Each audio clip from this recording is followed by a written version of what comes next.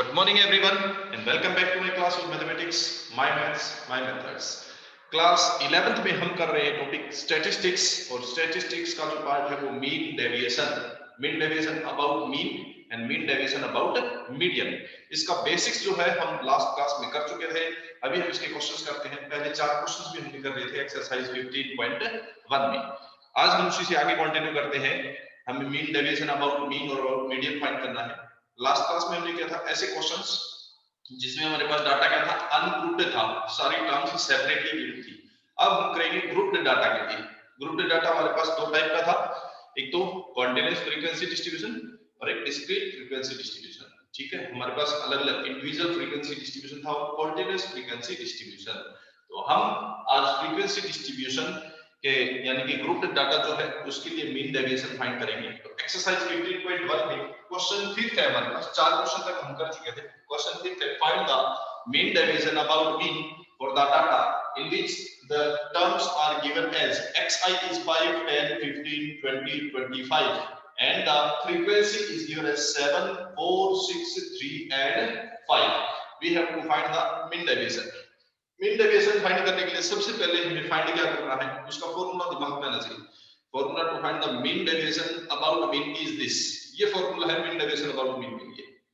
Summation of fi into modulus of xi minus x bar whole divided by n। इसके लिए हमें सबसे पहले चाहिए फ्रीक्वेंसी, हमारे पास है ये रही सारी। xi की वैल्यूज वो भी हमारे पास सभी हैं। हमें चाहिए x बार और n। n क्या होता है, सभी फ्रीक्वेंसीज का जो सम है वो n होगा, यानी कि सम ऑफ ऑल द फ्रीक्वेंसी। यहां जो सम आएगा that is will be n। x बार हमें चाहिए मीन, तो पहले हमें मीन निकालना पड़ेगा और फ्रीक्वेंसी डिस्ट्रीब्यूशन के लिए मीन का ये फार्मूला है हमारे पास। पहले मीन फाइंड करेंगे, उसके बाद हम मीन डेविएशन फाइंड करेंगे। मीन क्या है, summation of fi xi upon n। Means fi और xi की मल्टीप्लाई की हमें जरूरत पड़ेगी। चलो हम मल्टीप्लाई करते हैं। 7 into 5 it is 35, it is 40, then 15 into 6 90, then 60 and then 25 into 5 it is 125। sum of all the frequencies, सभी फ्रीक्वेंसीज का जो सम होगा इसको हम समेशन fi से भी डिनोट कर लेते हैं या n से भी डिनोट कर लेते हैं and it is equals to, इन सब का सम यहां पे कितना आया है 25। समेशन fi या n भी लिख सकते हो आप, ठीक है। n is equals to 25। अभी fi into xi का सम कर लेते हैं। 5 और 5 10 हो गया हमारे पास। 1 4 4 8 and 9 17 and 8 17 and 8 25 350। This is the sum of fi xi। Summation of fi xi it is equals to 350 and then next xi minus x बार चाहिए हमें। x बार यानी कि हमने निकालना है मीन क्या होगा इसका, मीन हम निकालेंगे। तो मीन क्या है, fi xi upon n। Sum of fi xi it is 350 divided by n। 350 divided by n। n कितना है हमारा 25, ये हो जाएगा। अब इसको हम कर देंगे डिवाइड। 350 डिवाइडेड बाय n, तो कितना आ जाएगा ये डिवाइड करने पर 25 से ये कैंसिल होगा 1 10 4 14, ये आ गया हमारा mean is 14। Now xi minus x बार। अब हमें xi माइनस x बार निकालना है। x बार यानी कि 14 को माइनस करके जाओ xi में से। 5 माइनस 14 माइनस 9, मॉडुलस करेंगे प्लस 9, ठीक है। देन 10 माइनस 14, x बार 14 है, 14 को माइनस करना सब से। 10 माइनस 14 माइनस 4, मॉडुलस करेंगे plus 4। 15 minus 14 is 1, then 20 minus 14 is 6, 25 minus 14 is 11। उसके बाद हमें क्या चाहिए, मल्टीप्लाई fi से इसकी मल्टीप्लाई fi मल्टीप्लाई में xi minus x bar modulus, multiply करके 7 और 9 से 63, ये हो जाएगा।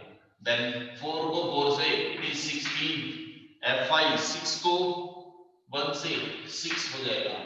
Then 3 को 6 से 18, then multiply this 5 with 11 it is 55। अब हमें चाहिए एक तो ये चीज यानी कि इन सबका समेशन मतलब सम इन सबका, और n हमारे पास ऑलरेडी है ही 25। अब इन सबका सम कर लेते हैं, कितना आ जाएगा? सम ऑफ दिस 3 6 9 6 15 और 5 20 28 2 2 6 8 9 10 10 और 5 15। This is summation of fi into xi minus x bar modulus. कितना आया है? 158। Just put up the value, it is 158 divided by n जो कि 25 है।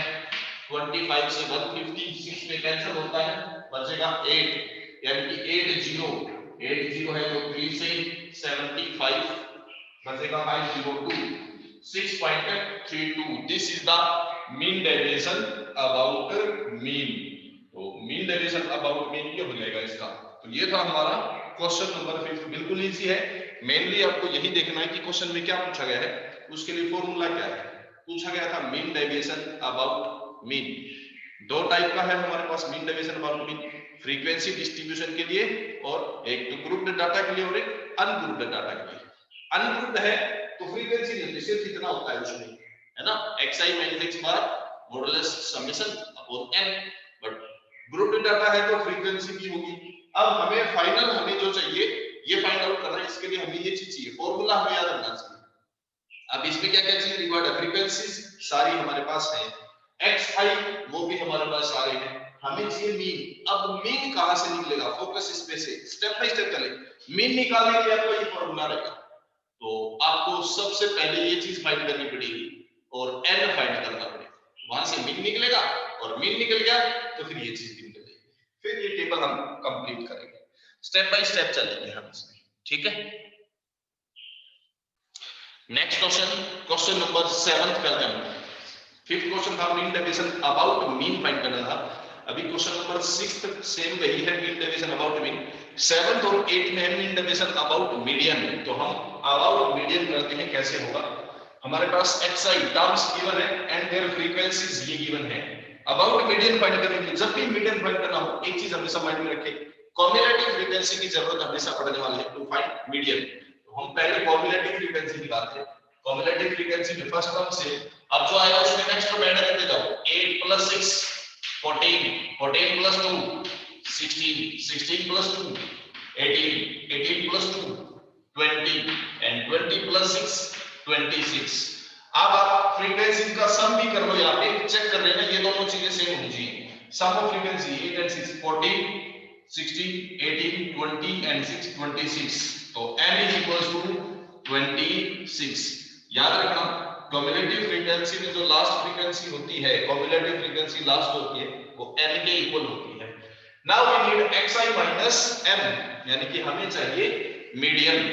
मीडियन डिपेंड करता है नंबर ऑफ टर्म्स पे।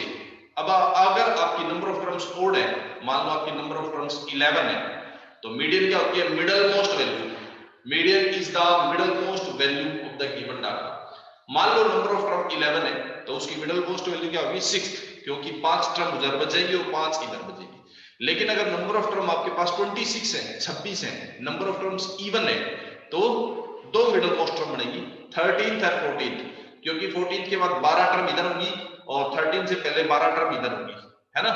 12 और 12 24, दो ये होगी, दो मिडल टर्म होती हैं इन case of even number of terms. Now here what is n? N is equals to 26, which is even, and in case if n is even, then the median is median. What will be the median? इसके half कितना होगा? 13। तो 13th term plus next 13th से next यानी 14th term divided by 2, इन दोनों का जो average होता है वो मीडियन बनता है। याद रखना मीडियन क्या होता है? अगर नंबर ऑफ टर्म्स इवन हो, इवन नंबर ऑफ टर्म्स है तो उसका हाफ और उससे नेक्स्ट 26 था, उसका हाफ 13 हो गया, तो 13th और उससे नेक्स्ट 14th जो टर्म होंगी उनको एवरेज लेंगे, उनको 2 से डिवाइड करेंगे। अब देखिए हमें कॉम्युलेटिव फ्रीक्वेंसी में देखें 13th और 14th टर्म कहां आती है? 14 यहां आ रहा है, ये 8 था, 8 से लेकर 14 तक सारी टर्म यहाँ होंगी। पहली 8 टर्म तो ये होंगी आपकी, पहली 8 टर्म जो है वो ये होंगी। उसके बाद 9 10 11 12 13 14 वो सारी टर्म ये होंगी। 14 के बाद 15 और 16 टर्म यहां होंगी। उसके बाद 17 और 18 टर्म यहां होंगी। 19 और 20 टर्म ये होंगी।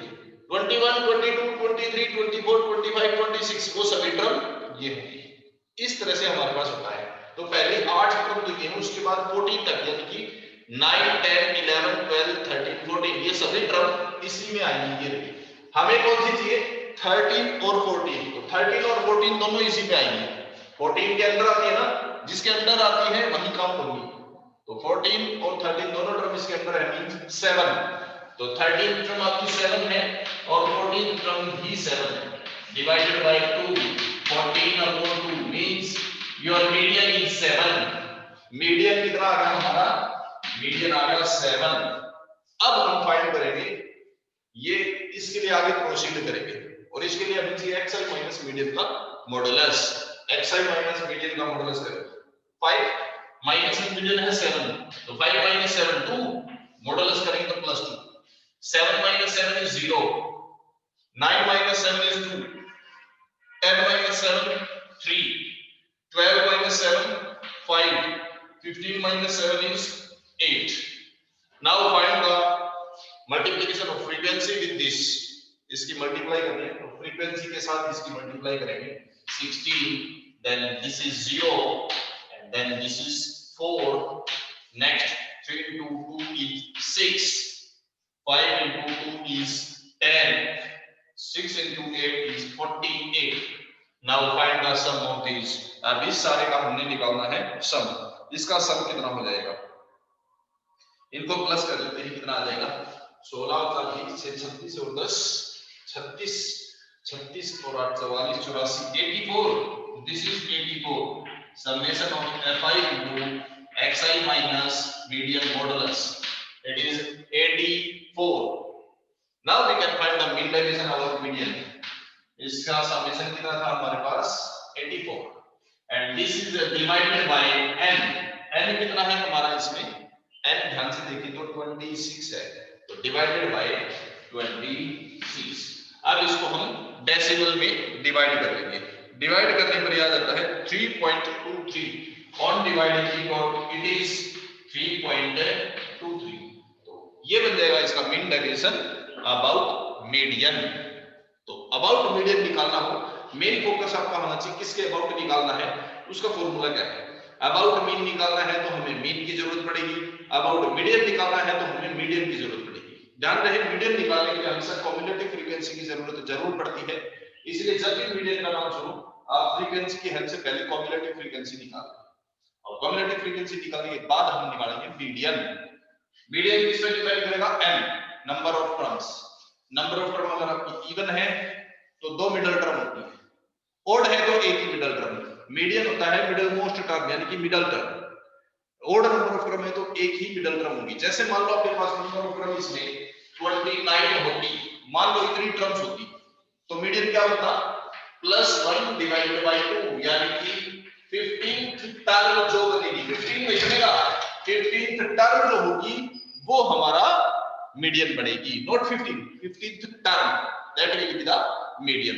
ओके, अगर इसी क्वेश्चन में थोड़ा सा एक चेंज हो, मान लो जैसे कि आपको हमारे 14 यहां आ गया, ठीक है, लेट अस सपोज ये 13 होता और हमें मीडियन वही 13th और 14th टर्म लेनी होती।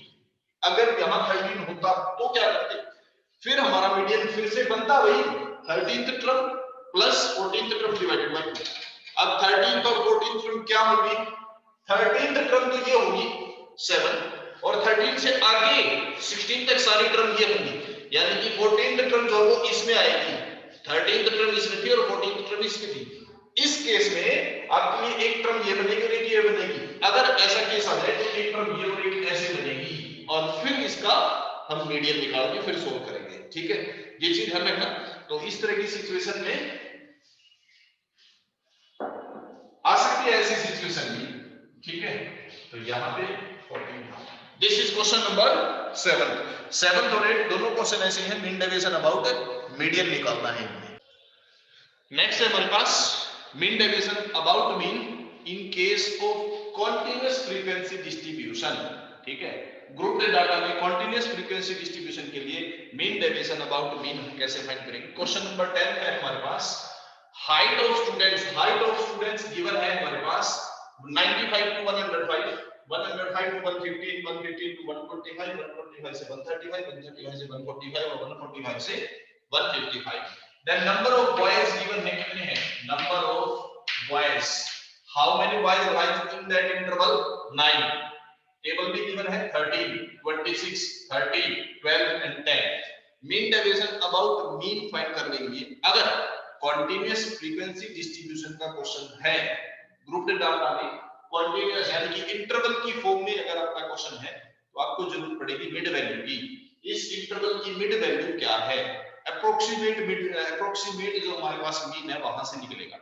तो यहां से इसकी मिड वैल्यू क्या होगी, 95 से 105 के बीच दोनों का सम करके 2 से डिवाइड, 95 और 105, 200 डिवाइड बाय 2 100 होगा, इन दोनों का sum divide by 2, sum divide by 2, तो 100, 110, 120, 130, 140, 150 ये हो जाएगी इनकी mid value. Now we need fi multiply xi, दोनों को मल्टीप्लाई करेंगे, 100 मल्टीप्लाई 9 इट इज 900, 110 मल्टीप्लाई 13 कितना हो जाएगा, 0, 3, 3 एंड 14। ठीक है, then 26 multiply 120 it is 0, 2, 5, 31, then 30 को 3900, 12 को 140 से 0, 8, 16, then 10 को फिर 150 से 1500। then we need xi minus x bar। अब हमें x बार यानी कि मीन चाहिए।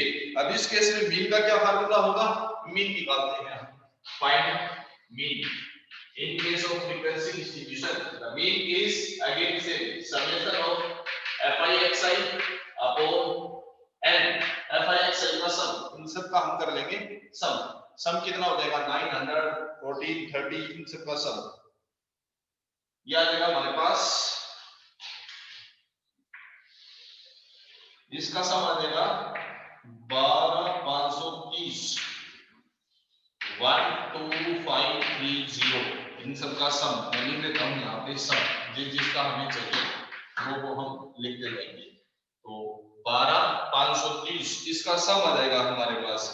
ठीक है, इसी तरह सभी फ्रीक्वेंसीज जो है उन फ्रीक्वेंसीज का जो सम है वो कितना होगा, 9 13 100 की आ जाएगा हमारे पास, दिस इज 100। तो यहां से हम मीन निकाल सकते हैं इजीली, कितना हो जाएगा, 12530 divide by 100, 10 cancel out it is 125.3, ये बन जाएगा इसका मीन। अब हम निकालेंगे यही चीज xi minus x bar modulus, xi में से x बार को माइनस करते जाओ उसका मॉडुलस, xi बार 100 में से 125.3 माइनस करेंगे 25.3 बचेगा, 110 में से करेंगे तो 15.3, 120 में से 5.3, 130 में से 125.3 को माइनस करेंगे 4.7 इट इज 4.7, 140 में से माइनस करेंगे 14.7 और 150 में से माइनस करेंगे तो 24.7। अब इन सब का सम कर लेते हैं, इन सब का सम कितना आ जाएगा हमारे पास, 1128 पॉइंट यही आएगा। इनका सम भी हमें चाहिए, mean deviation about mean, mean deviation about mean, और उसकी फॉर्मूला क्या है हमारे पास, summation of fi to xi minus x bar modulus upon n, यानी कि फ्रीक्वेंसी के साथ इनकी मल्टीप्लाई कर देते हैं, 9 से मल्टीप्लाई करेंगे कितना हो जाएगा 27 और 25 को 9 से करेंगे तो कितना आ जाएगा 27, 225 और 2 227, 227.9 227.7। सेकंड 13 को मल्टीप्लाई करेंगे, 5 को मल्टीप्लाई करेंगे sin -x बार से, तो 13 मल्टीप्लाई 15.3 198.9। देन 26 को मल्टीप्लाई करेंगे 5.3 से 137.8। 30 को मल्टीप्लाई करेंगे 4.7 से 141।